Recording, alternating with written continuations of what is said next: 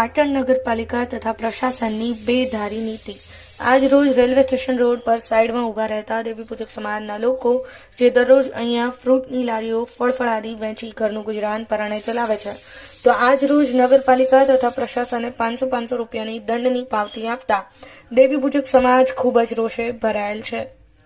Bureau report, Patan news 24 Patan. Arun Jayantibhai છે।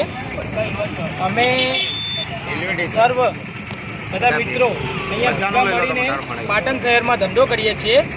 જાણે કે આ નગરપાલિકાના માણસો અને સિટી ટ્રાફિકવાળા આ 500ની પાવતી ફાડી ગયા। અત્યારે ધમકાવીને 500 રૂપિયા એવી રીતના પાવતી ફાડી, જેને કે અમે પાકિસ્તાનથી આવીને ધંધો કરતા એવી રીતના દારૂ શરાબીને ધંધો કરતા ત્યાં રેડ પાડવાની જગ્યાએ અહીંયા લારીઓવાળાની 500ની પાવતી ફાડી ગયા। 500 કમાવાના ના હોય એને 500ની પાવતી ફાડી ગયા। જેથી કલેક્ટર સાહેબને નમ્ર વિનંતી છે કે અમને ન્યાય અપાવે।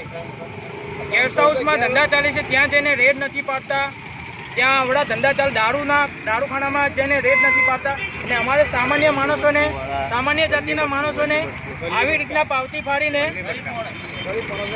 હેરાન કરે છે। નગરપાલિકાવાળા દાબ ધમકી આપીને ગિરફ્તાર કરવાની ધમકી આપે છે ને કાંટા લઈ જાય છે ને પોલીસ સ્ટેશનમાં કેદ કરવાની ધમકી આપે છે ને 500ની પાવતીઓ ફાડાવે છે।